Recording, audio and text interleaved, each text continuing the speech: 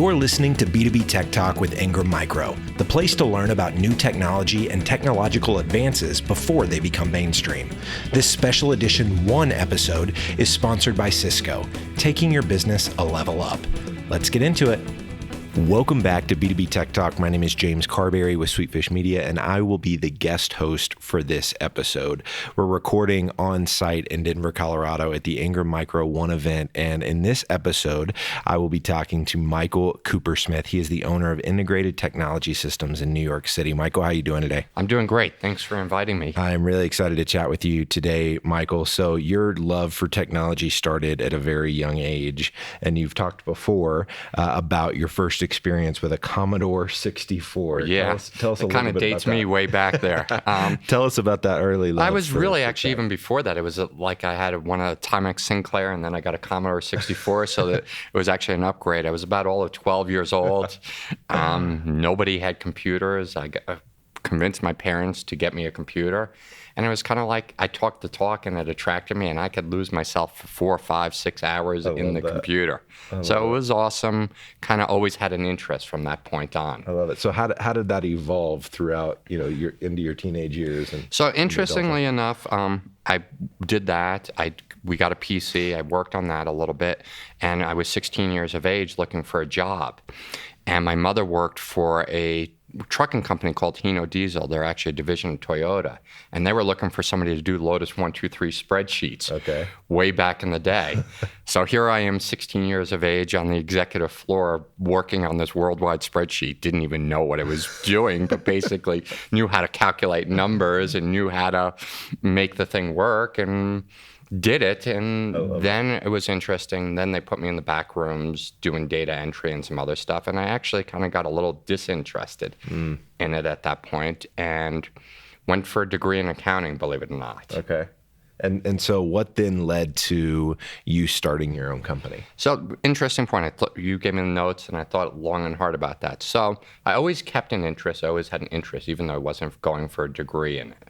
So when I got out of school, I went to work for a small accounting firm. They had computers already there. Accountants were one of the first, but everything was siloed. Everything was on each computer. Being an interest, I never thought about hiring somebody. I just took the initiative and connected all the equipment. Well, that led to clients hearing that I was doing that, and I got some small engagements that way. The accounting firm and I didn't quite see eye to eye. We came to an agreement that I would take my computer clients and leave the practice, and worked out all those arrangements. And I started my business, basically just me, myself, and I, doing the tech work, as a lot of people did in this industry back in the day. Got it. And how many employees do you have now? We're 12 people. 12 folks. And so what has that, have there been any lessons learned as you've scaled from being a kind of a solo guy on your own to now? There's a lot of lessons learned. Probably for the first 10 or 12 years, I never thought about sales and marketing. And kind of I came from the tech side of the business and came from an accounting side, just thought about the numbers, but never really thought about, okay, how do I develop a sales and marketing strategy? How do I develop a thing? And an interesting side note on that is I've seen the guys that did come in from the sales and marketing side of the business who had less technical know-how grew faster than the guys who had technical know-how with limited sales and marketing. Yeah. So what did that sales and marketing strategy end up shaking out to be as you started to put more attention there? We started to do some events locally. We started joining the chamber. We got involved in that. That led to some contacts for some clients. That led to some great hires. Led to actually me being here at Ingram. Yeah. So it all led to business advances that way. We've done some Google AdWords stuff. We were early on that, and that led to a lot of business. We're now refining it to traditional outbound calling and marketing plans, and just the grit of really pushing on that piece. And I'm assuming that's paying off as you guys are continuing to grow. It is continuing to pay off. We are actually looking at the fact that this year, as we've kind of 12 people, $3 million in revenue, we really need to kind of reorganize and reposition our company for the next stage of growth. I love it. So, Michael, why do companies? I love talking about positioning and how different companies like yours are positioned in the market. What tends to be the ideal client for you? Who is the company that you serve best? So we're in the New York City market. We're in the New York metro market, which is a very unique market. Basically, we joke that they want negative 15-minute SLA. We should anticipate that they called and be able to deal with it. So our typical client is looking for, we deal in professional services, primarily law firms, accounting firms, financial services, and then we do a little bit of not-for-profit. Those are probably 4 areas. Legal is about 50% of our client base. Got it. And are there specific problems that those folks are coming to you guys to get solved? The biggest problem they have is they want support quick. They want their problems solved. They want to practice law, and they want to do it. Interestingly, in the New York market, though, we're seeing a big push with security, not because they want it, but because their clients are requiring it of them. Interesting. So what have you guys done, going back to the time piece? How have you built the organization to be able to meet that demand for fast response times? So we have, interestingly, we look at everything from, we have dashboards up on the wall so everybody knows where everything is. So one of the things in the culture that we built was we're in the relationship business that happens to do technology. That is one of the pieces that's the core of the business. So I always say to people, if we communicate and we're jammed up and we let them know when to expect it, it will work. If we don't communicate, everything that goes wrong usually that I've seen is a communication breakdown. Yep. So we really strengthen communication and relationships, and that's our core focus in our business. So when we go in, we talk to these law firms, we understand that, there's an SLA in place, but we also understand the SLA cannot be hard and fast. If you've got a filing or you've got a trial the next day, and we educate them to how to advocate and how to work with us. Hey, I got a filing in an hour. My Word is not working. Okay, now this becomes a level 1 P1 problem that has to get immediate attention, and how are we going to delegate resources? So understanding their business and what their needs are is really how we really differentiate on that point. I love that. Michael, you touched on culture earlier and how you've baked that into the culture.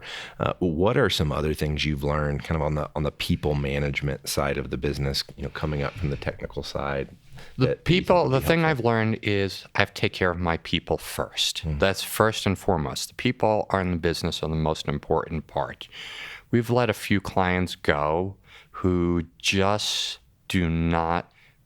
really do not reconcile with our culture. Yeah. I'm not saying everybody has to be 100%, but if it's a lot of conflict in that relationship, it doesn't do well. Yeah.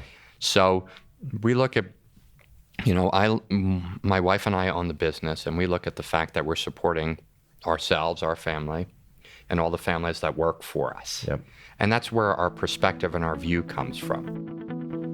Real quick, before we jump straight back into the episode today, we want to tell you about Ingram Micro Financial Solutions and how you can maximize your buying power and get to yes with your customers faster. For the last 9 years, Ingram Micro has been Channel Pro's reader's choice for best financing options. Put the power of our credit and leasing options to work for you. You can easily contact Financial Solutions at ingrammicro.com. All right, let's get back to the show. So you owning the business with your wife, any lessons learned around working with your spouse and how to make that go smooth? Clear lines of responsibility and communication between family and business. Okay. Like in my wife and I relationship, my primary responsibility day to day is the business first and family second. That still means I make all my kids' sports events, I make all their school events, but if there's a call to be made, she's the one. So her responsibility is the family first and the business second. So we've done that. And then as far as, she has her lines of responsibility that she's responsible for. I don't go, if there's something going wrong in that area, I go to her. I don't go around her. If she sees something going wrong, she comes to me and doesn't go around me on it. Got it. And so how do you guys have any hard and fast rules around, hey, we don't talk about work after 6 p.m. or we try. I would imagine it's pretty tough to pull that off. It's we do a decent job.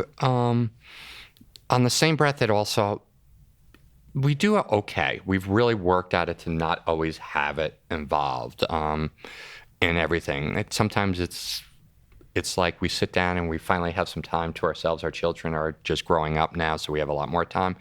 And we look at each other and go, okay, what are we going to talk about? Because we don't want to talk about work. But in the same breath, the business is the thing driving our legacy. It's our, where do we want to go and what are our plans? Yeah. So, you kind of come down to, I just turned 50 this year, and it's kind of like, okay, when do I want to retire? Mm-hmm. How long do I want to run the business? What's the legacy of the business? Yeah. And so our conversations versus tactical these days tend to more around those pieces after hours, kind of talking about those long-term planning ideas. And I would imagine those are really life-giving, and a lot of energy comes out of talking about the legacy you want to leave and what next steps are down the road. So, Michael, you mentioned earlier that this demand from your customer for security. What are you guys doing to help SMBs really protect and preserve that critical data? So the interesting part is one of the things we've seen is a cultural shift with security, right? So a lot of our clients are like, okay, this is the IT. You handle it, you're responsible for it. Mm-hmm. When we get into security, and then even when you get into all these regulatory stuff, it's a much more collaborative piece. So the first piece was us understanding that we had to be secure. We had to have a culture of security around us, which took a year to get around. Yeah. Then we had to understand the communication of that we had to bring the client into a collaborative environment, that they can't just put it all on us. They have to decide policies. They have to actually be reviewing us. They have to talk to us about where they're putting data. So, for instance, you can look at a client and they have, a file server, and then they have Office 365, right? And okay, so we've secured that. But then 3 of the partners in whatever type of business all of a sudden are using Dropbox on the side, and they haven't told us about it. And so now they've got an exposure point. If we are not collaborating and talking about, we can't secure. Got it. I love it. So, Michael, your company is known for no geek speak. Tell us about that. So I thought long and hard about that because you brought that up before that question. So what that means is we try to respectfully talk to the client, like at a level they understand. So you walk into a law firm, right? It's kind of like you walk into a law firm. If a lawyer starts talking to you like he's talking to another lawyer, you walk into an accounting firm and they start talking debits and credits. Yep. You're like, it goes way over my head. And so we want to do the same thing. Okay. So, one of the things is if we're moving a client from on-premise stuff to the cloud, we'll put a diagram on the table. We'll build a diagram out that will say, okay, this is what you look like now. This is what it's going to look like. This is how your data is going to flow. This is what's going on here. And we try and put it in real, simple, respectful terms that they can understand why they're paying for it, what they're doing. Yeah, makes sense. Michael, tell us about how being an Ingram Micro partner has helped your business.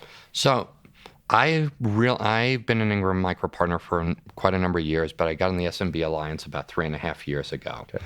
And it was really funny the way we kind of started. We started where we signed up for Ingram Cloud. We had just done a big order. And actually, as I'm on the plane on Wi-Fi, we got assigned out of the SMB pool to a person. Melissa Dreger was our rep, and she's like, she got my out of office, and she says, I hope you're on your way to Ingram Cloud. And I said, actually, I am. So she says, well, I've been assigned your rep. when I got back from Arizona from Ingram Cloud, she's like, okay, let's set up these meetings with who do you do business with? And all of a sudden the information came in as a fire hose. And I'm like, wow, I have a partner. And because I'm like, one of the other distributors we were dealing with it was a frustrating point. We were trying to make traction on stuff. My office manager was getting calls back. I wasn't getting calls back.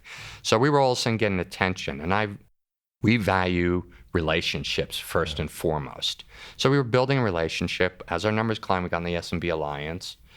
We started to build out our Office 365 practice. We went from 0 to silver competency. Nice. Our revenue in the last 3 years has grown by $1 million. Wow.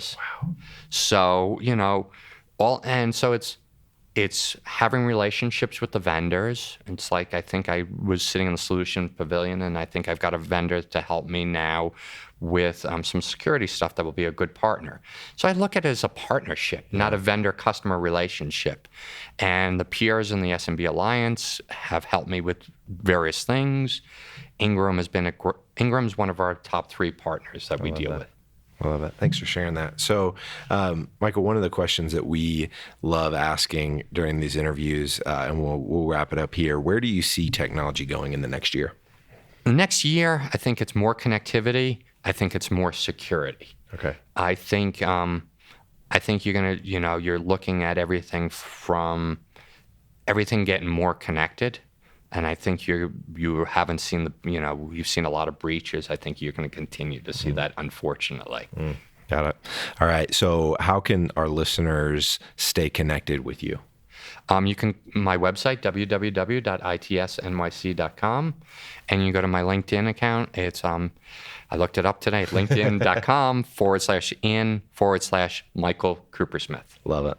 Awesome, Michael. Well, thank you so much for being here. If you're listening to this and you want to stay connected with us, make sure to follow us on Twitter @IngramTechSoul and join the discussion by using the hashtag B2B Tech Talk. If you haven't already subscribed to this podcast, make sure you subscribe in whatever podcast platform you prefer the most. Again, Michael, thank you so much for your time this Thank you for having me. You've been listening to B2B Tech Talk with Ingram Micro. This special edition 1 episode is sponsored by Cisco. B2B Tech Talk is a joint production by Sweetfish Media and Ingram Micro. Ingram Micro production handled by Laura Burton and Christine Fan. To not miss an episode, subscribe today in your favorite podcast player.